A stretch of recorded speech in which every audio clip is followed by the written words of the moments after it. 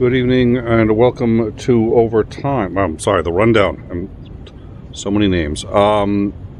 There's a lot to cover. I suppose Mitch McConnell had an incident earlier today in Congress. He appears to be fine. My condolences.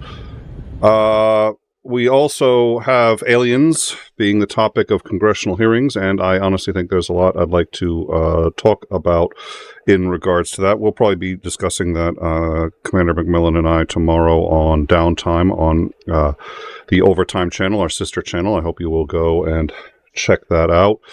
We'll also have Starsky on this channel on Friday, Operator Starsky, and we will be talking about what we believe is now the beginning of the actual offensive, the offensive. It appears that the probing has found a considerable weak spot along the Russian line. We believe they misallocated reserve forces, and a huge breach, we believe, is about to occur. At least I believe. Commander, I think, acknowledges the possibility. We'll be discussing that, I'm sure, tomorrow and Friday. Or Niger, where soldiers have committed mutiny and have claimed to have overthrown Niger's democratically elected president. They announced this just a short while ago on national television, and so we don't honestly know what's going on. That is literally breaking as we speak. That news came out less than an hour ago, I think. So it's been busy. But I think we decided we were going to maybe take the temperature, so to speak, of the planet and talk about the extreme weather in the context of one area in particular that's got it very bad, and that would be Sicily. So we're going to show you some footage in the center window here. This is going to be scenes of what is happening in Sicily right now and people as they attempt to evacuate. It's actually rather extraordinary, and I think it's unfortunately a sign of what we can all expect in the near future. So all of these videos are from the last 4 to 24 hours. Actually, sorry, it's 4 to 48 hours. So last week, all of this week and the previous week, heat has engulfed much of Italy, with the south bearing the brunt of it. Meteorologists say that Rome which I think was at 107 degrees today, was experiencing record-breaking heat for much of the last 2 weeks, and Sardinia hit 118 degrees, which broke local heat records. The result of this has been, there's been a number of unfortunate results, including the breaking out of a significant number of wildfires in Sicily and Calabria. The heat wave in Sicily has been absolutely brutal. The governor there says that they have been brought to their knees. The temperatures have been so hot, in fact, that the asphalt reached 125 degrees. The problem with this is that their power lines are in general buried right underneath the roads. It got so hot that it damaged power lines. We believe now as many as 500,000 people, that's 500,000 people, are without power during the worst heat wave in from what I can tell, so long as we've been keeping records in Sicily. 300,000 people are without water, with the water pumps not able to operate. This also makes fighting the fires extraordinarily difficult. Fighting fires is difficult under normal circumstances. Now imagine doing it at 117 degrees Fahrenheit. Italian fighters say that they are in the process of fighting over 1,500 fires that have cropped up between Sunday and Tuesday, including 650 in Sicily and 390 in Calabria, which is all in the southern mainland region. Sicily is a major tourist destination, but a fire in one of the terminals closed its largest international airport, and the backup airport, Palermo, well, it's not a backup, it's another airport that can handle the overflow, was also closed on Tuesday because of smoke from wildfires. This is trapping tourists, damaging the tourist industry, and obviously doing considerable damage to homes. It's also extraordinarily difficult to evacuate people in these temperatures. That is Italy. Again, 500,000 people without power, 300,000 without water. They've set up local tents and been trying to supply people with water in central hubs. The governor there says that what seems to be actually extraordinarily upset, saying that he had been misled and he believed that their infrastructure was more capable of handling this kind of emergency than obviously it was. In Greece, the government has activated emergency measures that include, and I apologize, I missed one other thing. This is one of the first times that we have now a climate disaster, a city that has declared a state of emergency, and it is being blamed exclusively on man-made global climate change, that being what ostensibly caused the change in temperature to be high enough to have destroyed the internal power lines in Sicily. In Greece, the government has activated emergency measures, including opening public cooling spaces and allowing employees to work remotely, and requiring that workers in high risk areas stop all work between noon and 5 p.m. I was going to insert a joke about work ethic here, but this isn't funny. Greece's Civil Protection Ministry has warned of a high potential for fires in some areas, and the government officials are on alert. Prime Minister 𝐍𝐢𝐜𝐴𝐶𝐜𝐻. Oh, Jesus. I will try that one again. Kyriakos Mitsotakis. I think that may be right. Apologies to those of you who know how to properly pronounce it. Described Greece as being, quote, at war, and said that ancient sites such as the Acropolis have hit nearly 120 degrees and are being closed now during midday hours to protect workers and tourists. And the last day it was fully open, over 23 people passed out in one day at the Acropolis from the heat. Nearly 20,000 people were evacuated over the weekend from the island of Rhodes due to fires, and 2 pilots who were trying to stop the fires died in a crash landing on the island of Evia. Last year alone, an estimated 61,000 people died in Europe because of the excess heat. That was last year. This year, the heat has been, as you all know, much worse. 2,700 people died in Spain and Portugal alone just as a result of the most recent heat wave. All of this while Europe is trying to fight wildfires and experiencing its worst drought in 500 years. Meanwhile, in Jacobabad, Pakistan, temperatures climbed to 124 degrees before the heat wave started. Meanwhile, in the U.S., residents in parts of Arizona were ordered to evacuate as firefighters have been battling several wildfires across the state amid more extreme temperatures that have persisted for weeks. Phoenix hit 114 degrees, marking now the 26th straight day with temperatures of 110 or over. 26 days. It was nearly 120 on Monday, and in Tucson, they have gone In Tucson, they've gone 42 days with temperatures over 110. The record warm low for Phoenix broke at 96 degrees this morning. It was the hottest low on record in Phoenix at 96 degrees. That was the low temperature this morning. It beats their previous low of 95 degrees set last week. Miami is expected to end its hottest month on record. Over 24 records were either set or tied across Saturday in cities such as Arizona. Cities? Arizona is not a city. Across cities in Arizona, California, Florida, Idaho, Montana, Nevada, Puerto Rico, and Texas. So over 55 million people were under heat advisories with excessive heat warnings across more than half of the U.S. on Sunday.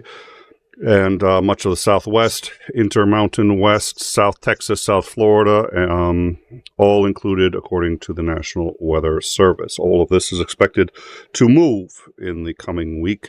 It will not be leaving the U.S. It will simply be moving more towards the northeast. Arizona has set a new peak record for energy use as people have tried to combat these extreme temperatures. This obviously is a problem because of how we get our energy. They beat their previous record for energy use, which was set the Friday prior. Meanwhile, analysts at Barclays have said that the cost of climate-related disasters alone have increased nearly 77% over the past half-century. One study published last year that sought to measure the impact of a human-caused climate change on economic growth concluded that the cumulative loss is estimated to be $16 billion globally, but that is with some fudge numbers, and economists say that it could actually be as high as $68 trillion. But the number they're going with is 16 because economists like to work with a wide range. We'll go with 16 trillion. For the 20 years between 1992 and 2013, representing a 4% loss in global GDP. That is 4% of the GDP lost to nothing but the climate-related disaster. What is that? That's the that is the impact of human-caused climate change. By the end of the year, the world is expected to lose 17.8%. By the end of this century, we are expected to lose 17.8%, nearly 20% of global GDP, due exclusively to the inability to work outside. So the reduced ability across all countries for people to work outside across their normal work hours will be costing us roughly 20% of our GDP, according to this Barclays study, by the end of the century. Productivity losses in the last year totaled $100 billion in the U.S., expected to hit $200 billion in 2030, and $500 billion in lost productivity alone by 2050. I don't honestly care. I care because I have some understanding of economics, so I shouldn't say I don't care. I don't expect most people to care because most people hear economics and fall asleep by the end of that word. I get that, but for people who worry about the economic impact of immigrants coming to the U.S., the economic impact, loss of income, loss of jobs, what that does not just to the income of those families, but does in damage to the economy. It seems to me a 20% loss in global GDP, which includes companies which we get money from, not because they're giving it to us, but because they buy our products, or, X, Y, and Z, strikes me as a lot. So this may be something worth considering. So what I'm going to do now is, as you can see, if you've been watching down below, this is footage of people fleeing in Sicily. The fires there have obviously grown way beyond control. If you've missed from the beginning, this is due to several reasons. First of all, drought conditions. It's the worst drought in the whole European region that they've seen in 500 years. We've already shown just how much of... I forget that river that runs... Dear Lord, it'll take me a second to remember the name of that river. I've been on that river, and I can't remember the name of it.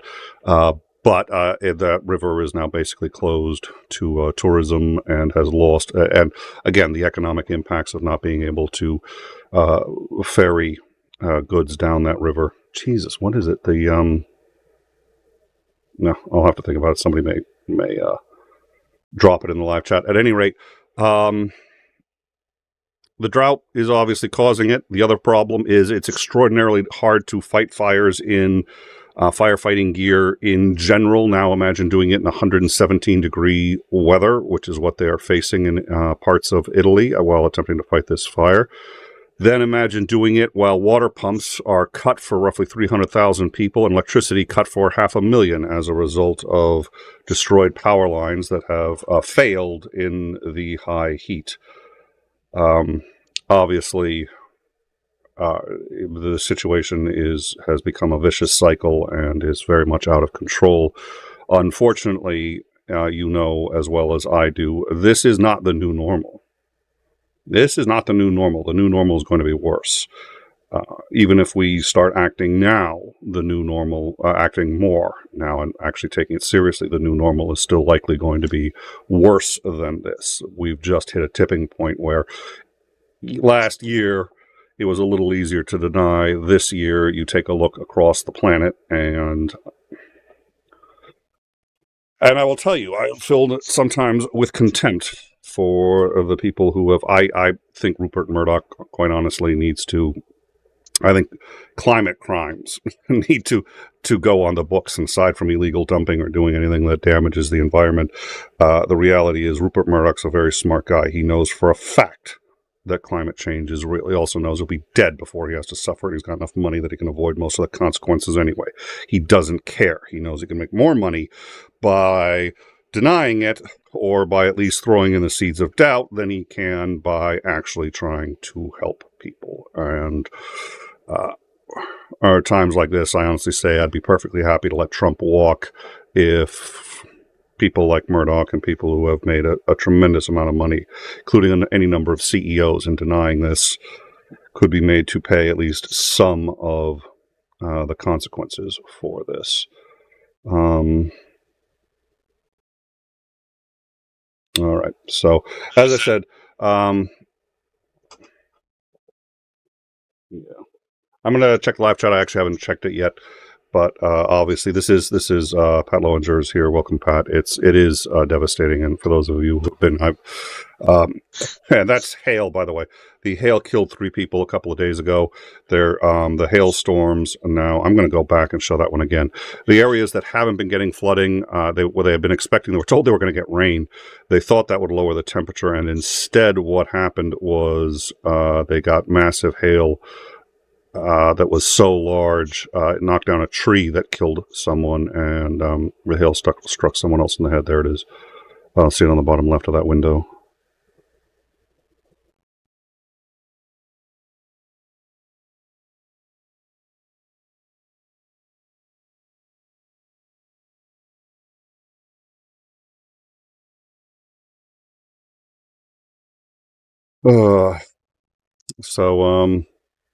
Yeah, it's like I said, the other stories that we're keeping a look at, it looks like there's been a coup in Niger. It looks like the government has been overthrown in what appears to be a mutiny. I say mutiny. I don't know the governmental structure. It says mutinous soldiers. I assume that the military is under the purview of the civilian government. So at any rate, a number of soldiers have, we don't know what they've captured, but at a minimum, it's a television station, and said that they have successfully overthrown the Democratic president, and they have, quote, put an end to the government of that country's, they put an end to that country's government. So we don't know. That is still, that's actually about an hour old now, so we're keeping an eye on that. Obviously, aliens are a big thing, and I think that's going to be something fun to discuss tomorrow on Downtime with Lance. I think that'll be an interesting discussion. But obviously, I remember when COVID was big, and Italy was, in some cases, the bellwether for it. It hit Italy hardest at first, and I remember we were watching nurses and doctors collapse from exhaustion, trying to save as many lives as possible. We were watching some of the worst triage situations you could imagine.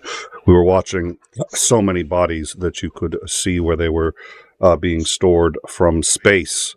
And we were watching some people collapse under the extreme emotional distress of trying to deal with that. And it got that bad in areas, especially in Texas and areas in the U.S. where, science doesn't really matter.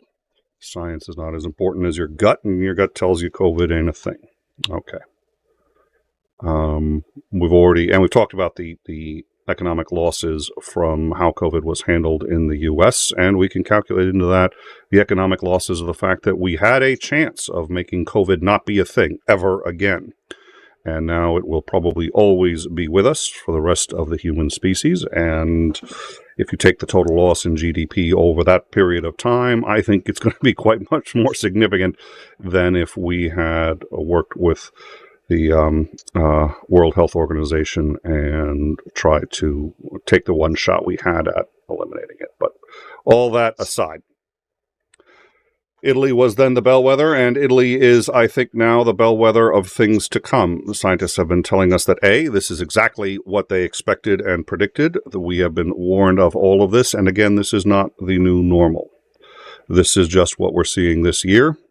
This year may be a particularly bad year, El Nino, any number of other factors. Next year may not be as bad, but over the next 10 years, it will continue to trend worse, and this will be the best of where we're going to be 20 years down the line. It's going to continue to trend worse. Again, any one year may not be this bad. This may be the worst one for the next 2 or 3. It's going to get even worse, and it's going to spread, and it's going to be a lot worse than that in Italy.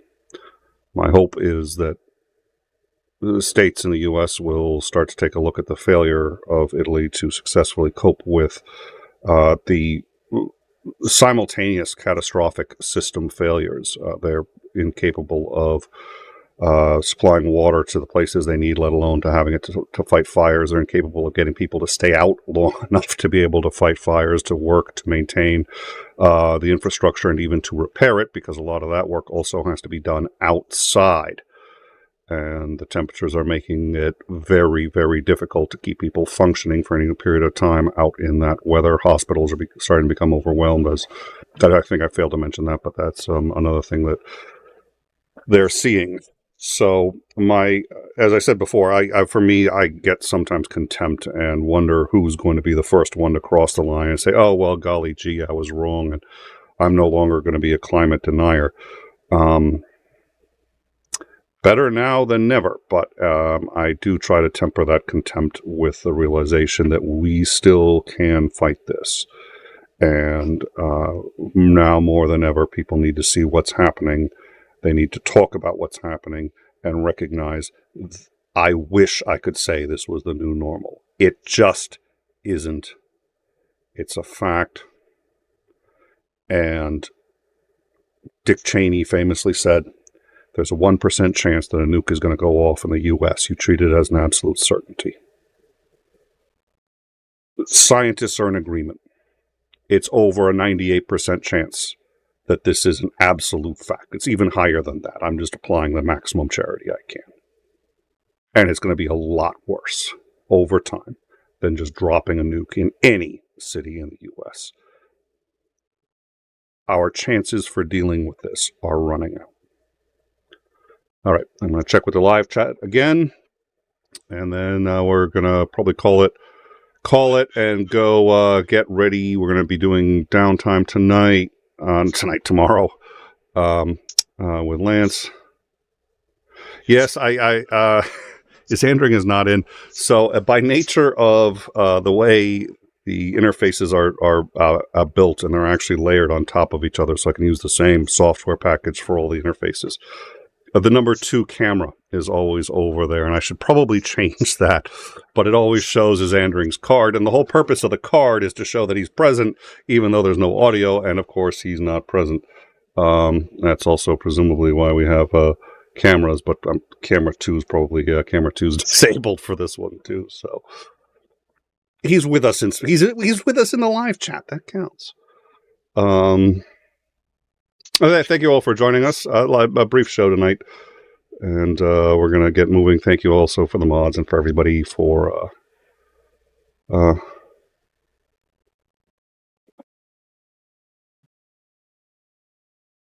a lot of right-wingers are blaming immigrants for the fires. I'm sure they are. Lightning strikes, I know, cause a number of them. We saw the extreme weather. A number of them are caused. The number of fires that occur when the temperature goes up normally anyway. Any number of machines are operating reasonably close to fires. I've had, all of us have plugged in a device and had it catch on fire. With the number of household electronics and devices that we use and the number of faulty items, things will catch on fire from time to time.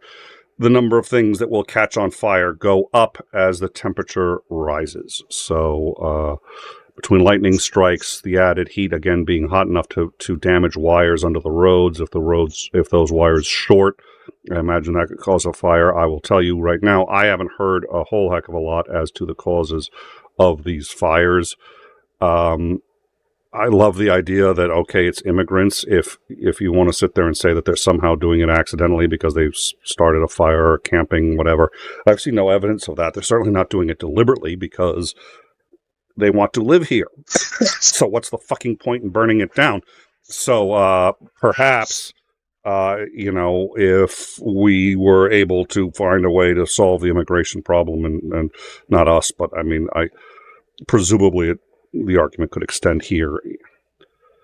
When you have a whole bunch of people fleeing and trying to get into a country illegally, more bad things are going to happen. But at any rate, I haven't heard much as to the causes of these fires, but I do know California gets any number of fires that certainly weren't caused by immigrants or illegals, quote, illegals, all the time. And the fires in California wasn't caused by illegal immigrants, and California has been suffering a lot of fires. Again, the heat makes it much harder to it doesn't take a significant change in the temperature to make fires much harder to fight. You need more water to put them out. It's harder to get the water, and it's harder to keep machinery operating in the heat, and it's harder for human beings to operate in that heat. So it's just a certifiable nightmare.